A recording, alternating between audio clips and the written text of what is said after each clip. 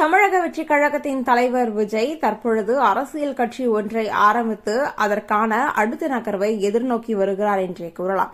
சமீபத்தில் விக்கிரவாண்டியில் இந்த முதல் மாநாடு கூட நடைபெற்றது. இந்த ஒரு மாநாட்டில் பல அரசியல் கட்சிகளை பற்றியும் விஜய் பேசியிருந்தார். அது மட்டுமில்லாமல் தற்பொழுது அடுத்த கட்ட நகர்வை நோக்கி தமிழக வெற்றிக் கழகமானது நகர்ந்து வருகிறது என்றே கூறலாம். இப்பொழுது மக்களுக்கு துணை நிற்பேன் என்று விஜய் கூறியது மிகப்பெரிய ஒன்றாக பார்க்கப்பட்டு வருகிறது.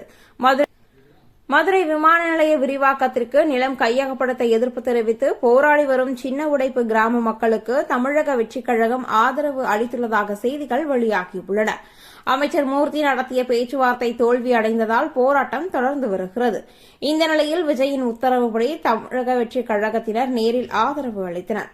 விஜய் அரசியல் கட்சியை தொடங்கிய பின் மக்கள் போராட்டத்திற்கு நேரடியாக ஆதரவு அளிப்பது இதுவே முதல் முறை என்று கூறப்பட்டாலும் தற்பொழுது வரக்கூடிய அனைத்து போராட்டத்திற்கும் தமிழக வெற்றிக் கழகத்தின் தலைவர் விஜய் கண்டிப்பாக குரல் கொடுப்பார் என்பது அனைத்து தரப்பினரும் மிகப்பெரிய பதிலாகவே இருந்து வருகிறது.